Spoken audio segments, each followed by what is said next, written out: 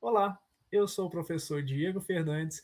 Essa é a nossa disciplina de cosmetologia, nossa aula de número 3, e nela nós estudaremos as matérias-primas utilizadas em formulações cosméticas. Quais serão então os nossos objetivos na aula de hoje? Iremos identificar os componentes primários, né, os emolientes, umectantes, tensoativos, filtros solares e espessantes. Iremos relacionar todos os componentes primários identificados à interferência na fisiologia cutânea, ou seja, como que eles funcionam na nossa pele, né? Por que que eu tenho que utilizar esses componentes primários ali, qual que é a função deles sobre a nossa pele. E reconhecer os riscos pelo uso de cosméticos associados aos componentes secundários, como conservantes, corantes, fragrâncias e antioxidantes. A gente vai falar um pouco sobre alergias a esses produtos, por que, que eles podem ser irritativos, por que, que eles podem causar ali a chamada dermatite por contato, né? Por que, que eles vão causar uma reação alérgica ali na pele do nosso paciente ou na nossa mesmo, né? Porque a gente também tem o costume de usar produtos cosméticos no dia a dia, mesmo sem saber, né? Até porque o sabonete do nosso banho é um produto cosmético, os nossos shampoos e condicionadores também, a nossa pasta de dente, o creme dental também, tá? Entra nessa classe aí. Então, produto cosmético não é somente aquilo ali para beleza, né, um hidratante, uma maquiagem. Não, produtos de higiene pessoal também entram aí na classe de cosméticos. Então vamos falar um pouquinho aí sobre os componentes primários da formulação cosmética. A gente vai relembrar alguns conceitos, como por exemplo, os chamados umectantes. O que que são então os umectantes, né? Os umectantes, eles têm uma característica interessante que a gente chama de higroscopia, ou seja, eles têm afinidade com a água. Então eles são capazes de absorver, de reter o vapor de água. Né? E isso vai acontecendo até que ele seja diluído por essa água, mas ele consegue reter. Então, normalmente a gente utiliza esses umectantes ali nos cosméticos por dois motivos. O primeiro, que seria o principal, na verdade, do cosmético, é manter a forma daquele cosmético, ou seja, evitar que aquele produto cosmético fique ressecado. Já viram o sabonete quando você deixa muito tempo ali parado e ele resseca completamente, dá umas rachaduras? É falta de umectação. Né? Então, a primeira função ali seria essa. A segunda é quando esse umectante está na nossa pele. Se ele tem essa capacidade de reter água, de absorver água, quando ele está na nossa pele, ele consegue penetrar até determinado ponto ali da nossa pele e dali ele consegue absorver água também. Então ele vai manter a nossa pele ali hidratada, tá? Os emolientes já tem uma função que é melhorar o espalhamento. Sabe quando você pega ali algum produto e você passa na pele, ele espalha muito bem, né? Fácil, você consegue ter uma maior cobertura ali naquela região da sua pele. Então é o emoliente que faz isso. Além disso, o emoliente consegue lubrificar aquela região. Por conta dessas duas funções de espalhamento e de lubrificação, o emoliente ele pode suavizar ou amaciar a pele. Além disso, ele consegue deixar ela mais flexível. E geralmente os emolientes são à base de óleos. E os óleos eles têm uma característica importante porque eles vão formar um filme em cima da sua pele. Então eles vão fazer a chamada oclusão, né? Eles vão literalmente tampar a sua pele, então a água não consegue sair. Ele dá aquele aspecto de hidratado, não porque ele absorve água, quem absorve água é o umectante. O óleo vai formar ali uma película e vai impedir que a água saia. Então, se você mantém a água ali bonitinha na sua pele, ela vai ter aquele aspecto ali hidratado.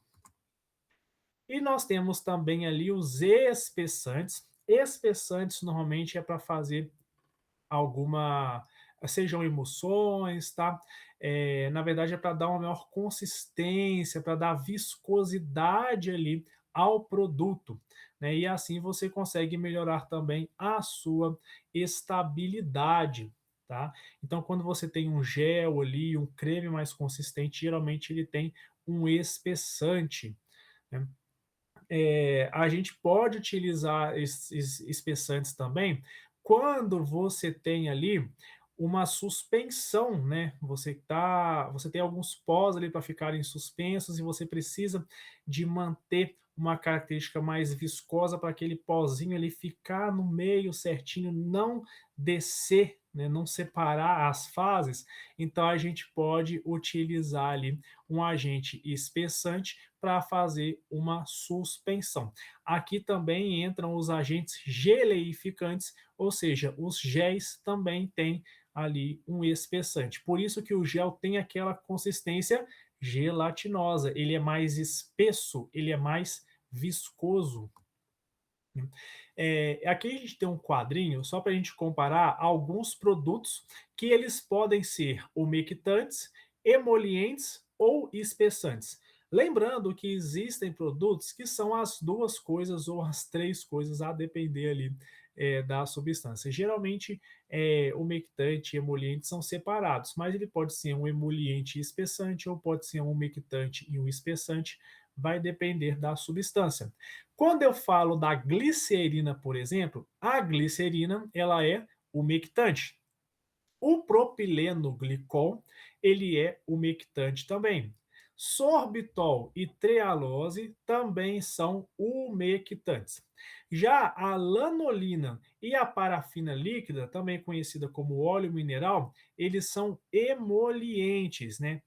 A parafina em si, a parafina pura, ela tem duas funções. Ela pode ser emoliente, também pode ser espessante, assim como, né, o óleo de amêndoas, e a gente tem o cetoestearil álcool, álcool cetoestearílico. Esses nomes difíceis, ele também tem essa ação emoliente e espessante. A carboximetilcelulose, ela é espessante, a etilcelulose também é espessante, alguns carbômeros também vão ser espessantes e a goma xantana também tem função espessante. Nós temos também como componente primário os chamados tensoativos. Os tensoativos eles conseguem reduzir ali a tensão superficial. Então, normalmente a gente utiliza esses tensoativos ali quando você precisa misturar, por assim dizer, um produto que seja hidrossolúvel com um que seja lipossolúvel, porque ele consegue interagir com as duas substâncias. Então ele reduz aquela tensão superficial e você vai ter partículas de uma dentro da outra. Isso a gente chama de emulsão. A gente tem as emulsões água em óleo, ou seja, você vai ter gotículas de água no meio oleoso, e existem as emulsões óleo em água, que você vai ter gotículas de óleo em um componente ali aquoso, no meio da água, tá? Então, para isso, a gente utiliza os chamados tensoativos. Além do mais, tensoativo ele tem função importante por ser detergente. Ele é detergente, então ele consegue realizar limpeza, tá? Ele consegue realizar limpeza, ele consegue fazer espuma. Por isso que o detergente que a gente tem na cozinha ali, por que o detergente de cozinha ele consegue remover gordura das coisas? Exatamente por conta dessa interação que ele tem tanto com a gordura quanto com a água. Então a gente consegue remover ali a gordura das nossas panelas, né, por conta de um detergente. E a gente tem no sabão também, porque o sabão tem espuma. Quando a gente fala de shampoo, shampoo também tem tensoativo, exatamente pela função de formar espuma e a detergência, que é fazer ali a limpeza do couro cabeludo. A gente vai classificar os tensoativos dependendo da sua carga, tá? A gente tem os aniônicos, catiônicos, não iônicos e os anfóteros. Quando eu falo de tensoativo aniônico, eu tenho, por exemplo, lauril sulfato de sódio, lauril sulfosucinato de sódio, docusato de sódio, lauril sulfato de trietanolamina, lauril sulfato de amônio, só nome bonito, né? Mas geralmente existem algumas siglas, tá? Que a gente vai utilizar no dia a dia, mas na lista de ingredientes sempre vai ter ali também o nome, geralmente o nome completo ali em inglês, tá? O nome da fórmula química em inglês. Em alguns tipos de produto a gente consegue ver em português também, tá? Mas depende muito do tipo de produto que você está analisando ali. Só que não é tão difícil, por assim dizer, de você identificar, né? Mesmo que o nome não esteja em português, você consegue saber sódio lauril sulfate, a gente sabe, né? Dá para entender que é lauril sulfato de sódio, né? Não é tão complicado assim, a gente consegue ter essa noção.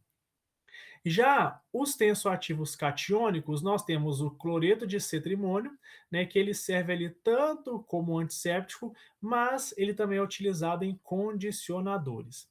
A gente tem os não iônicos, né, por exemplo, dietanolamina de ácido graxo de coco, a gente tem decilglucósido e a gente tem lauril glicosídeo. E os anfóteros, ou seja, que tem as duas cargas, o não iônico não tem carga, tá? E os anfóteros pode interagir com as duas cargas, pode ter uma das duas cargas, vai depender do pH do meio. A gente vai ver mais à frente, tá? A gente tem cocoamidopropilbetaína, a gente tem cocoanfoacetato de sódio. Vamos começar a falar então sobre os tensoativos chamados de aniônicos. Quando eu tenho um tensoativo ali que é aniônico, ele consegue fornecer ali cargas negativas para aquela formulação. A maioria dos tensoativos que é utilizada, a maior classe utilizada, né, com a função de detergência, são tensoativos aniônicos com carga negativa, tá? Então, esse tipo de tensoativo ali aniônico com carga negativa, ele tem um grande poder de detergência, então eu vou utilizar ele em sabão, sabonete, shampoo, detergente, que são produtos para realizar a limpeza da pele, do couro cabeludo, né, das nossas panelinhas do dia a dia também, né, os detergentes. Já quando eu falo de tensoativo catiônico, ele já oferece carga positiva, tá? Ou seja, o oposto do aniônico. Se eu uso um shampoo que é aniônico, né? Ou seja, carga positiva, ele abre a cutícula do cabelo. Depois eu preciso fechar. Para fechar, eu tenho que usar uma carga oposta. A oposta da carga negativa é carga positiva. Quem fornece carga positiva tensoativo catiônicos. Então, se eu usei o shampoo para abrir a cutícula, eu vou usar quem depois para poder fechar essa cutícula? Condicionador. Então, os tensoativos catiônicos que fornecem essa carga positiva ali, a gente encontra principalmente em condicionador, máscara capilar e nos amaciantes de roupas. E a gente pode observar que eu sempre utilizo o shampoo primeiro para depois o condicionador. A máscara capilar eu sempre uso depois, né? Então sempre a gente utiliza, né, normalmente utiliza ali a carga negativa, né, dos aniônicos para limpar, só que ela pode abrir ali as cutículas do cabelo, ela pode deixar um aspecto mais desgrenhado, por assim dizer, e depois você vem com uma carga ali positiva, que é dos catiônicos, para normalizar, voltar ao que era antes, tá? Então, usou shampoo, depois é condicionador, ou depois é uma máscara, né? Os tensoativos, então, não iônicos, eles não têm cargas, tá? Então, se eles não têm carga, normalmente eles são o que causa menos irritação, né? Ou seja, se ele não tem carga, ele não vai trazer nenhum tipo de prejuízo. Óbvio que assim, tem risco muito baixo, né? Ele pode trazer algum prejuízo dependendo do que você coloca junto com ele, sim, mas o risco é muito baixo. Então, normalmente, tenso ativo não iônico, eu vou utilizar ali em produtos para pele sensível ou produtos infantis. E o interessante desses tensoativos não iônicos é que eles têm um baixo poder ali de fazer espuma e de limpeza. Eles são mais suaves, por assim dizer. Só que eles são mais suaves, mas não causam irritação, nem a pele, nem os olhos. A gente encontra isso em shampoo e sabonete infantil. Já viram quando a pessoa vai no oftalmologista e afins e pede para lavar a região dos olhos ali com shampoo infantil, shampoo neutro infantil? É por conta disso. O shampoo neutro infantil ele não possui ali carga, então ele não vai ser irritativo para essa região dos olhos e nem para a pele. Já os tensoativos que a gente chama de anfóteros, né, eles vão poder carregar ou positiva ou negativamente, vai depender ali então do pH do meio. Então, se eu tenho um pH ali às vezes mais alto, né, ou mais baixo, eu posso ter tensoativo ali ou aniônico ou catiônico, né? Então, se o meio é alcalino, ou seja, o meu pH é mais alto, eu vou ter ali a carga aniônica, carga negativa. Se eu tenho um meio mais ácido, ele vai ser catiônico, carga positiva. Tá? Então, vai depender muito ali do pH do meio. A gente tem também os chamados protetores solares. Qual que é a definição de protetor solar? Segundo o Patak, lá em 1997, é um produto destinado a bloquear o sol e proteger ou abrigar células viáveis da pele contra efeitos potencialmente danosos da radiação ultravioleta, os raios UV, né?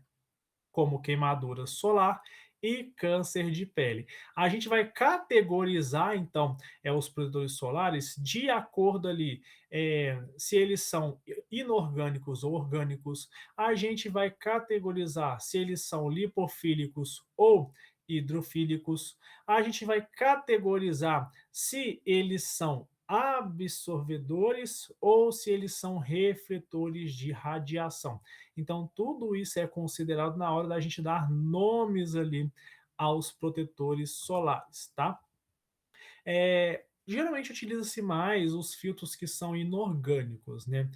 Particularmente eu gosto deles porque os filtros inorgânicos eles são refletores. A gente vai entender um pouquinho melhor o que que isso significa, tá? Normalmente o filtro inorgânico, a gente tem ali o óxido de zinco ou dióxido de titânio, que são ali óxidos metálicos. Então eles conseguem refletir a radiação UV que está chegando na sua pele.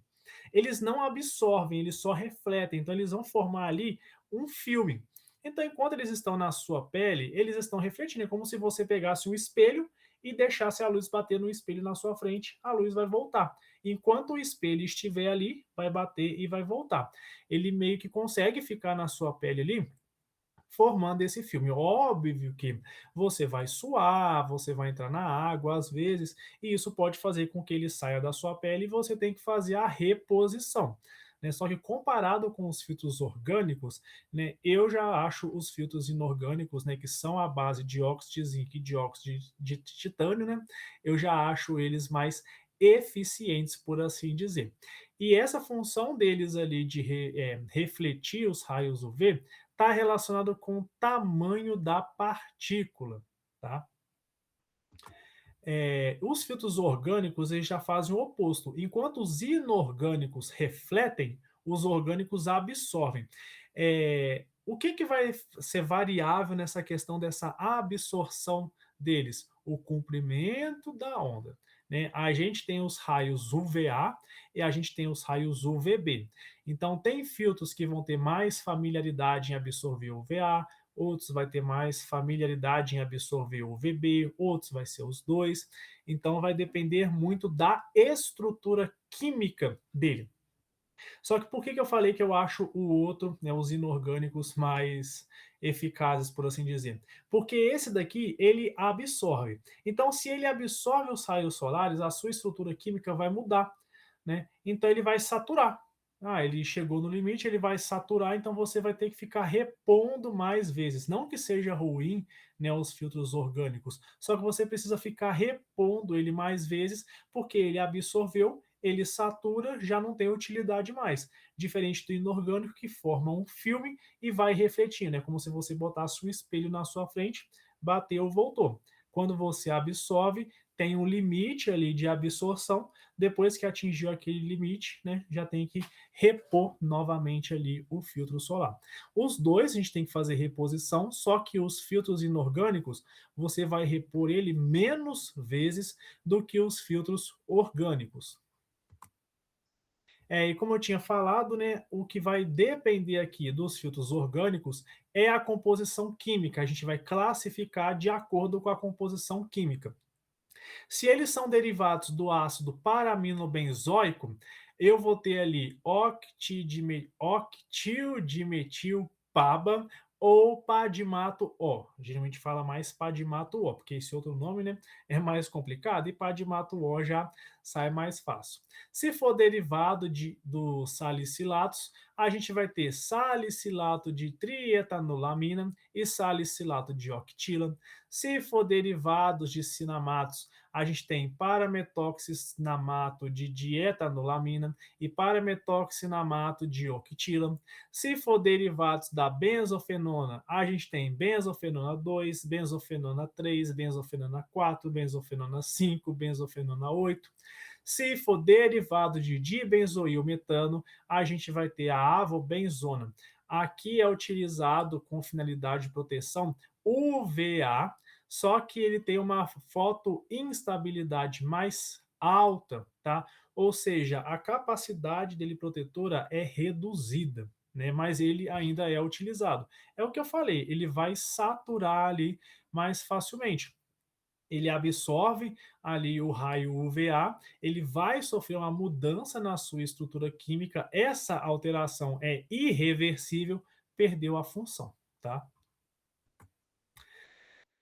Então aqui a gente tem um exemplo, tá? Aqui está a nossa pele bonitinha, nós temos a derme, que é a camada mais profunda ali da nossa pele. A gente tem a epiderme, que é superficial.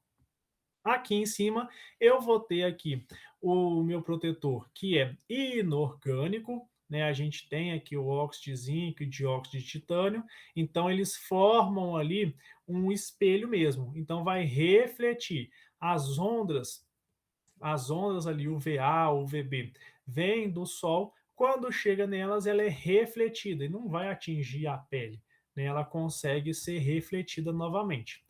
A gente tem aqui os orgânicos, né? A avobenzona, oxibenzona, octocrileno. Então, eles já ficam um pouquinho mais fundo aqui na epiderme, só que eles vão reagir com os raios solares, eles vão absorver. Por conta dessa absorção, eles acabam ali sofrendo uma alteração na sua estrutura química, então eles vão saturar em certo tempo e já perde a função. Então, geralmente, protetor solar é bom a gente procurar os que tenham essas duas aqui, né, composições. A gente separa em filtro químico. Filtro químico é porque vai ter reação química, e a gente tem o filtro físico. Filtro físico reflete. O que incomoda um pouco as pessoas nesses filtros que são físicos, normalmente é o aspecto, é a coloração, porque ele vai ficar com aquela aparência mais branca mesmo, né? Já viram, né, quando a gente fala assim, ah, não, o branco consegue refletir os raios solares, então se você tem pinta ali o teto da sua casa de branco, a sua casa vai ficar menos aquecida, por assim dizer, né? É exatamente por conta dessa capacidade do branco de refletir.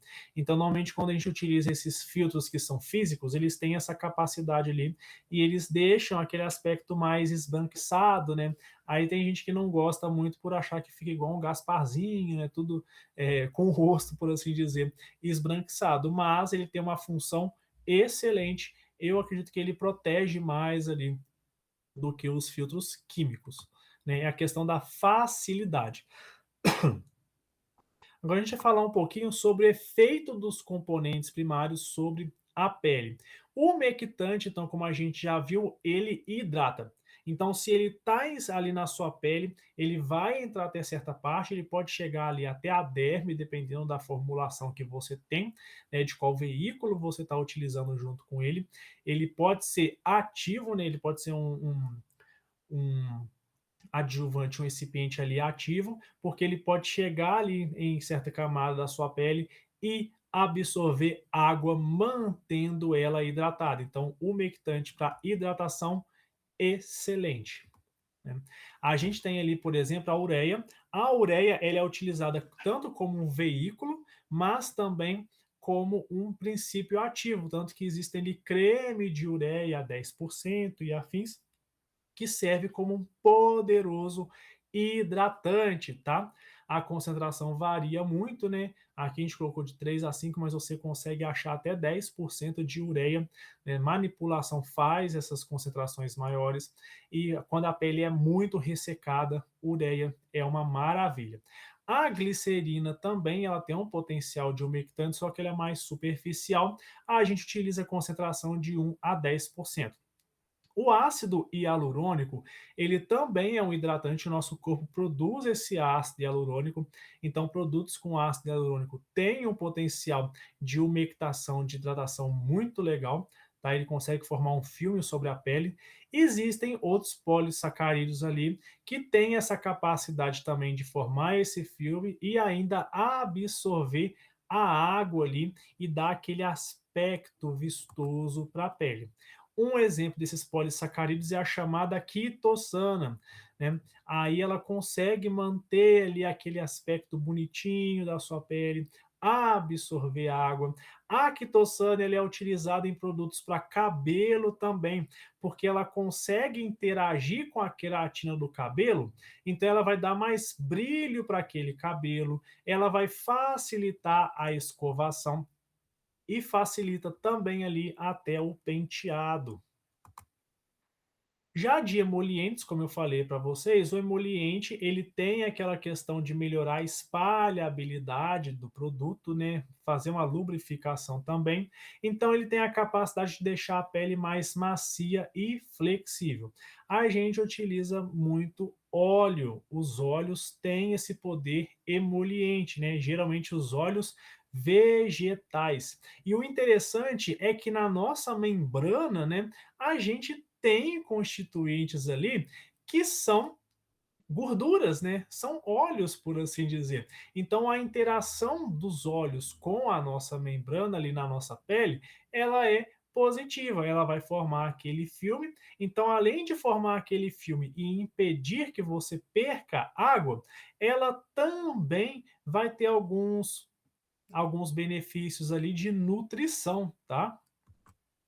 E quando a gente fala de nutrição ali, é exatamente de melhorar o aspecto da nossa pele, né? Manter as estruturas celulares ali unidas, bonitinho, tá? A gente tem ali no nosso extrato córneo, que é a camada mais externa da nossa pele, algumas substâncias que naturalmente são emolientes. Vou falar o nome aqui que todo mundo conhece: ceramidas. A gente tem ceramidas ali na nossa pele, né, que mantém a hidratação da nossa pele, mantém o aspecto flexível da nossa pele. Então, as ceramidas é um produto que a gente tem naturalmente no nosso corpo. E a gente faz produtos de beleza com ceramidas exatamente por saber como que ela funciona. A ceramida ela tem um grande potencial emoliente, né? Então, por isso que a gente vê muitos produtos aí capilares com ceramida, exatamente com essa função de hidratação, tá? Além do mais, a gente falou a respeito do poder nutritivo dos emolientes. Então a gente tem alguns óleos, como por exemplo de castanha do Pará ali, ele tem vitamina A, vitamina B, vitamina E, selênio também. Então ele consegue nutrir ali a nossa pele com esses minerais, com essas vitaminas e vai servir ali como tratamento para a pele envelhecida, o famoso anti-aging, né? Ou seja, produtos anti-envelhecimento. Além do mais, quando a gente utiliza alguns produtos, como por exemplo esse óleo de castanha do Pará, ele diminui o ressecamento da pele, diminui a descamação da pele e evita a formação ali de dermatite atópica, tá? E claro, a gente fala de benefícios, mas a gente também precisa ter conhecimento de alguns riscos. A gente já falou sobre componentes primários, mas a gente tem que falar de componentes secundários e quais são os riscos deles, tá? Quando eu falo de componentes secundários, são ali os recipientes, né, ou adjuvantes, que é a mesma coisa, que normalmente a gente coloca nos produtos ou para preencher um volume, né, ou como veículo, ou para conservar, né, a gente tem antioxidantes, a gente tem os conservantes, né, tem também ali as fragrâncias que vão servir para mudar o odor, a gente tem corantes que é para mudar o aspecto. Então, tudo isso a gente chama ali de excipiente. Nós temos o princípio ativo, é aquele responsável por uma função específica. Eu quero hidratar. Eu vou ter ali o ácido hialurônico, é o meu hidratante, é meu princípio ativo. Tá, eu vou colocar aqui um conservante, eu vou colocar aqui uma fragrância para que esse produto tenha um cheirinho ali bonitinho, né, um cheirinho bom. Eu vou colocar um corante para ter uma cor que atraia. A gente vê, por exemplo, quando você tem protetor labial, né, que alguns eles dão coloração para a boca, né, mais avermelhada, mais vinho, né? Então aquilo é por conta dos corantes. Então tudo isso, além do princípio ativo, igual esse exemplo que eu citei, ácido hialurônico, princípio ativo, tem a função de hidratar, eu vou ter outras substâncias ali para eu melhorar a aparência do meu produto, melhorar a apresentação e a durabilidade também, né? Se eu quero que um produto fique lá 2 anos na prateleira, né? Dentro do prazo de validade, eu tenho que colocar algum conservante ali para que ele consiga superar essa expectativa, né, de ficar anos ali em funcionamento. Qual que é uma questão importante sobre isso? Até um tempo atrás, o pessoal pensava assim: ah, eles são adjuvantes ali, são recipientes, eles não têm efeito, né, eles não têm nenhum tipo de ação. Então, se eles não têm uma ação farmacológica positiva, eles também não vão ter uma ação toxicológica, ou seja, eles achavam que esses recipientes não poderiam trazer mal, né? E aí começou o problema, né? Porque as pessoas às vezes usavam o produto, achava que era o princípio ativo que estava fazendo mal, mudava de princípio ativo e continuava fazendo mal, e foram perceber, não, os recipientes presentes aqui, eles têm capacidade sim ali de causar efeitos adversos. Então passaram a analisar melhor esses recipientes e estudar melhor sobre quais são os possíveis efeitos colaterais.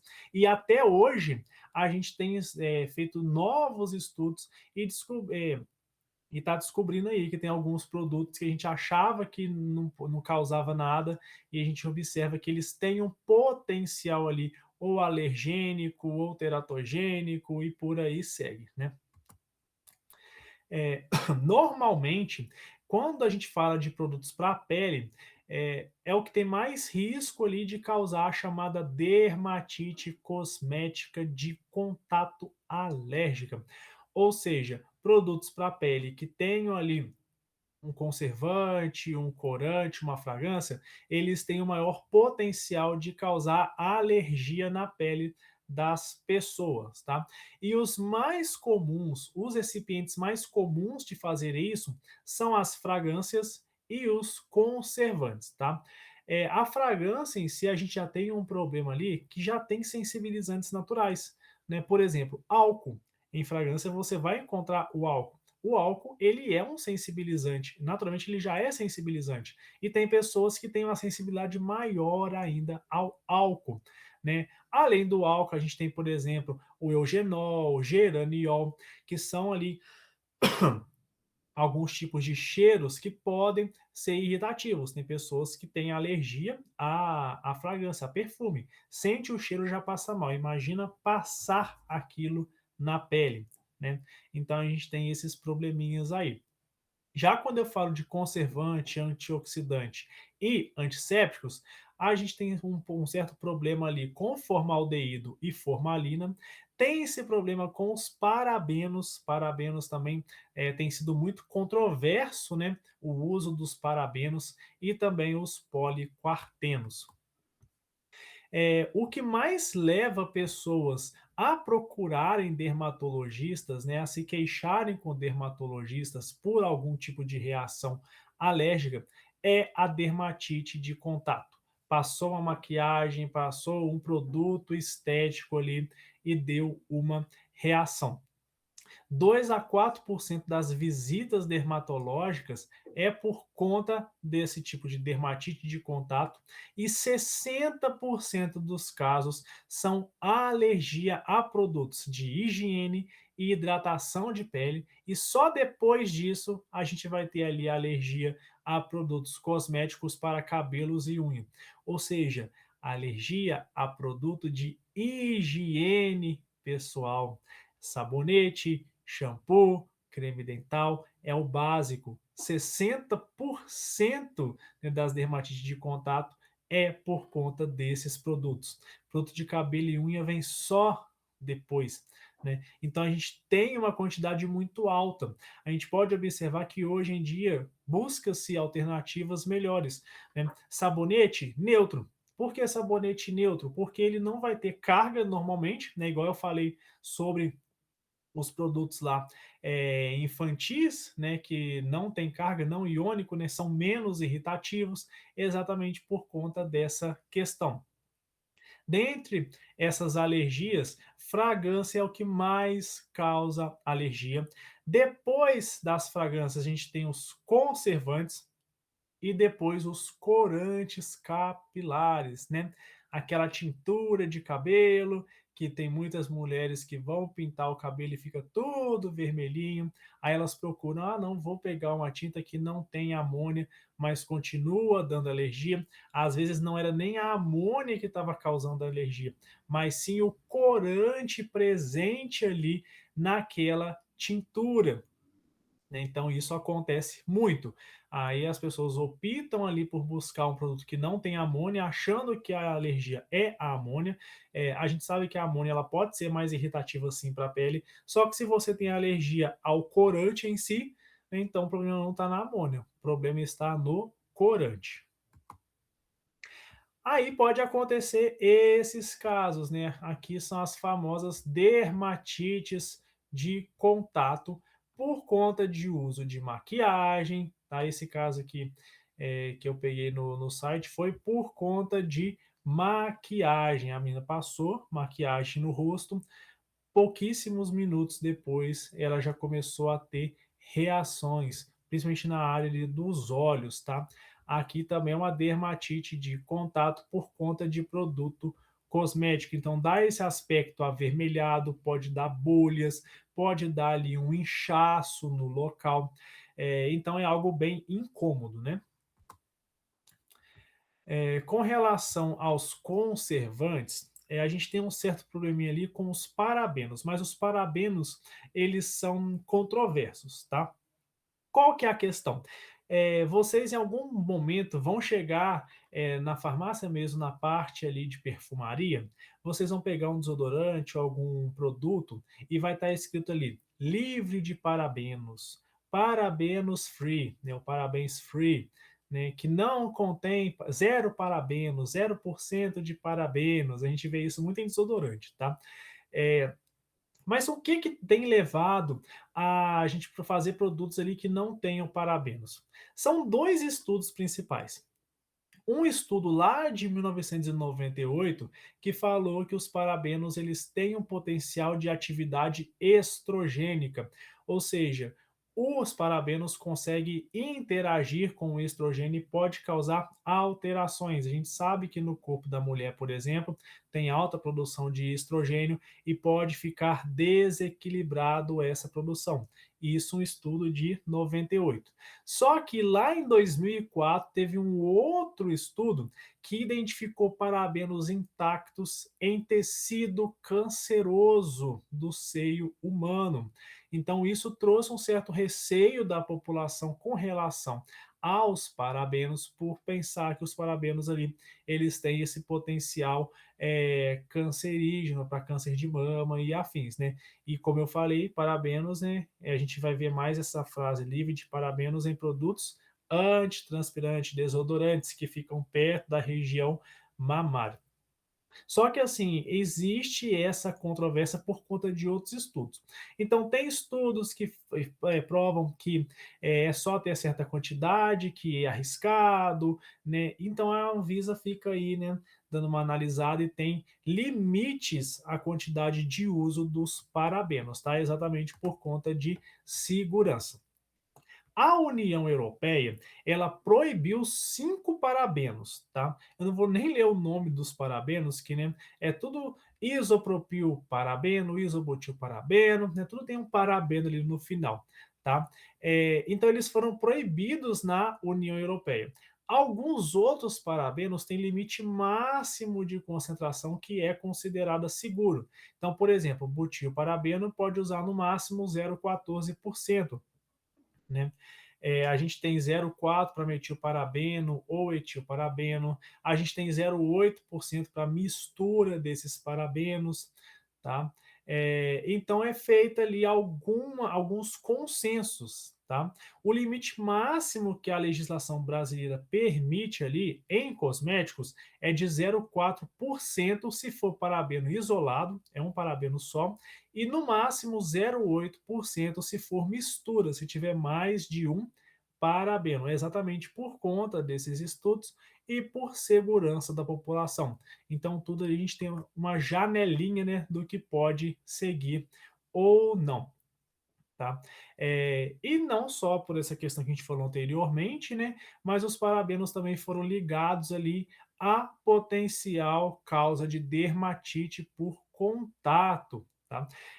Foi feito um estudo ali de alergia para 7 conservantes e o maior número de alergia foi por conta dos parabenos. Além disso, alguns outros conservantes também têm essas taxas, por exemplo, quaternio 15, imidazoline de diureia, formaldeído, né, MDBGN, MCI, MIT. Então, todos esses conservantes ali, eles mostraram um potencial alergênico, potencial ali de causar dermatite. Aí, por conta disso, né, a gente tem taxas, né, a quantidade máxima que pode usar. A gente tem alguns produtos conservantes que eles têm ação antimicrobiana, né? Porque se eu quero preservar aquele produto, eu não quero que cresça micro-organismo, porque imagina que você pega um creme, abre e do nada tem um bolor no meio desse creme. Eu não quero isso. Então, alguns conservantes, eles têm essa ação ali antimicrobiana que vai servir para manter ali a sua aparência, por assim dizer. Então, normalmente utiliza ali alguns óleos essenciais e alguns álcools, tá? Só que mesmo que sejam produtos naturais, como por exemplo os óleos ali, ainda assim eles podem causar algum tipo de reação na pele, né? Uma dermatite, uma fotossensibilidade. Então, por exemplo, alguns óleos essenciais que são cítricos, né? eles têm essa capacidade ali de causar fotossensibilidade, ou seja, o raio solar bateu, a pessoa vai ter sensibilidade àquela luz solar. Pode ter inflamação no local, pode ter bolhas, pode ter vermelhidão e pode ter queimação. Tudo isso por conta de alguns óleos ali que são produtos naturais. Não é só porque é um produto natural que ele não pode causar uma irritação na pele. Falar um pouquinho sobre corante, então, a gente sabe que a gente utiliza os corantes para trazer uma melhor aparência ali para o produto. Então, se é produto dietético, cosmético, perfume, é muito comum a gente encontrar corantes. A gente não quer usar sempre um produto que vai ter lá só aquela cor branca, leitosa e afins. A gente quer também coisas coloridas, né? Ah, vai pegar um creme ali, ele pode, o corante ele pode ficar na boca, por exemplo, né? Como eu falei dos protetores labiais, eu quero a função de proteger o lábio, hidratar o lábio, mas também quero que fique uma corzinha, né? Então utiliza ali algum corante. Só que corante e pigmento, né? Também pode causar ali algumas reações, tá? Existe diferença de corante e pigmento, está relacionado ali com o tamanho da partícula e também sobre a sua solubilidade em água, tá? Se eu falo de pigmento, a partícula é maior e não é solúvel em água. Já os corantes, eles são solúveis em água e eles têm as partículas menores. Então tem vários estudos aí que mostram os potenciais ali, alergênicos, né, os contatos, a questão irritativa mesmo ali dos corantes, porque corante não é utilizado somente em produto de passar na pele, produto estético externo, ele também é para produtos que a gente vai ingerir. E o interessante é que os corantes eles têm uma nomenclatura própria, né? A gente vai ter ali um número para identificar esses corantes. A maioria dos corantes eles são de forma sintética, né? E a gente tem ali uma classificação pela FDA, né, que vai depender de onde eu vou utilizar esse corante. Por exemplo, se eu tenho o corante que é o FDIC, Food, Drug and Cosmetic, eu posso utilizar ele em comida, eu posso utilizar em medicamento e eu posso utilizar em cosmético. Ou seja, eu posso passar, mas eu também posso ingerir. Agora, se o corante é só D e C, ele é somente para drogas e cosméticos, eu só posso utilizar ele em medicamentos e em cosméticos. Ou seja, eu não posso colocar ele em alimentos, porque ele pode me causar algum mal, tá? Tem corantes que são D e C que eles são restritos a medicamentos e cosméticos de forma externa, ou seja, tem medicamentos que são tópicos, né? A gente tem cremes ali, a gente tem loções, pomadas, tá? Ou seja, eles não são para consumir. E com relação, então, à nomenclatura, a gente chama de Color Index, né? Ou seja, CIN. É um número ali para a gente conseguir identificar esse corante. Existe uma RDC própria ali, que é de 44 de 2012, e é ali a lista de substâncias corantes permitidas para produto de higiene pessoal, cosméticos e perfumes, tá? É, a gente tem alguns tipos ali, a gente vai ter classificação, tá? É o campo de aplicação daquele corante. Por exemplo, tem substâncias corantes que são permitidas para todos os tipos de produtos. Tem substância que é para todos os produtos, exceto a área dos olhos. Tem aquele que é exclusivo para produtos que não entram em contato com mucosa. Tem também aqueles para produtos que vão ficar um tempo breve ali de contato com a pele e com os cabelos. Então, vou ter classificação ainda desses corantes, não só a numeração, mas o campo de aplicação. A gente divide em coluna um, 2, 3 e 4, igual a gente viu anteriormente.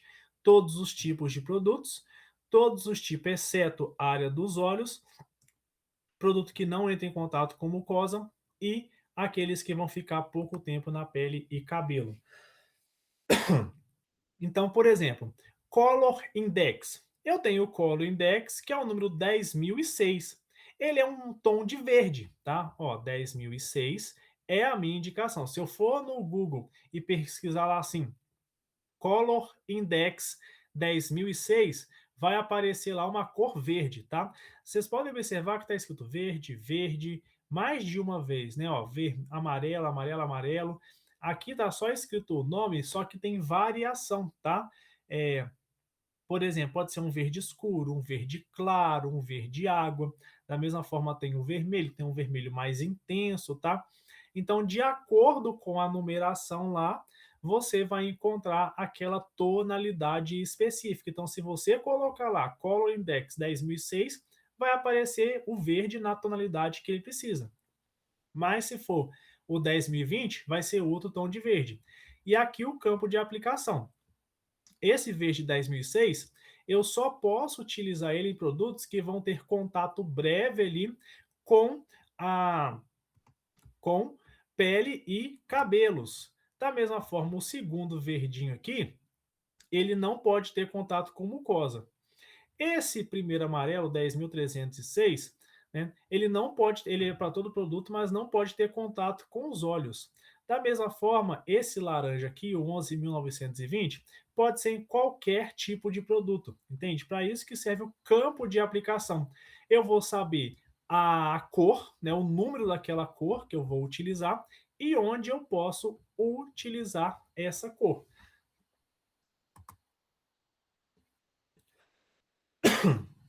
Aqui então a gente tem um exemplo, olha, Color Index, o número 16035, é um tom de vermelho, a gente pode chamar ele de Red 17. Um amarelozinho aqui, ó. Aqui já tem a classificação, né? Número 19.140, chamado de amarelo 4. Então a gente tem essas classificações. Você tem o número, o Color Index, que é o código daquela cor, e o nome da cor de referência. As fragrâncias, então, tem muitas fragrâncias. A lista de fragrâncias está em torno de 3.999, tá? Só que alguns tipos de fragrância pode ter efeito nocivo, tá? Pode causar ali câncer, pode causar toxicidade reprodutiva, alergia e também sensibilidades.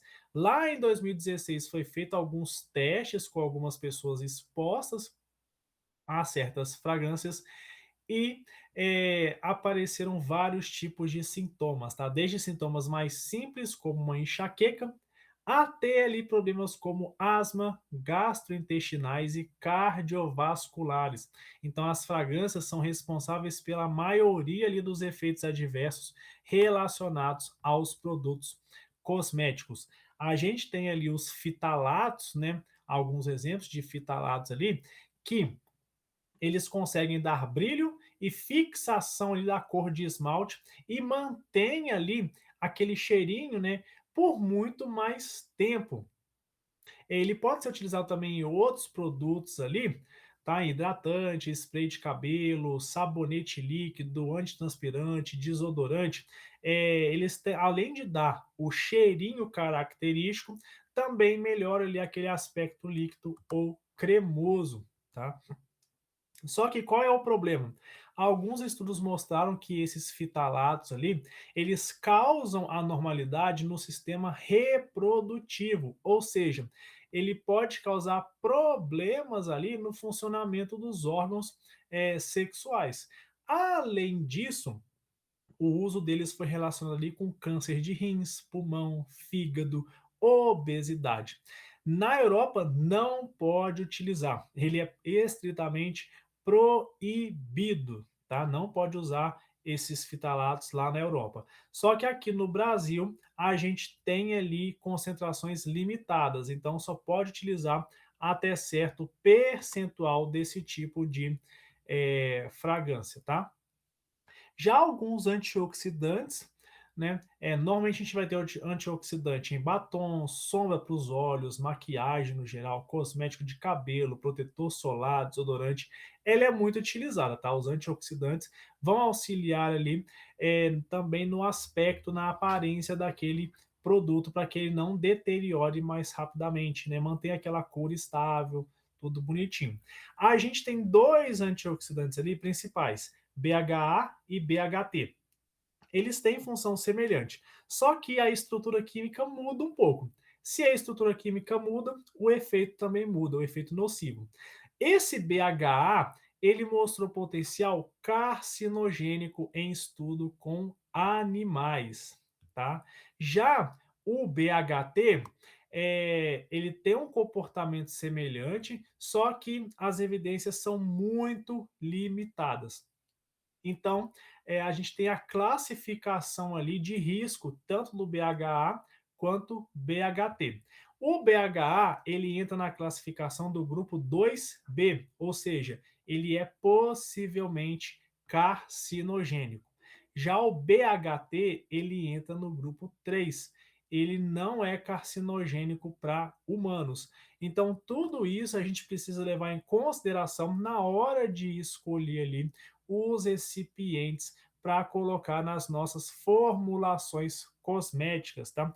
E, como eu já falei anteriormente, a gente tem no site da Anvisa as farmacopeias, a gente tem no site da Anvisa todas as receitinhas lá bonitinho, né? Quais substâncias podem ser utilizadas, quais não podem ser utilizadas, quais que eu posso utilizar junto com outra ou não, os possíveis efeitos adversos, quais são as quantidades máximas permitidas. Então, são conhecimentos importantes.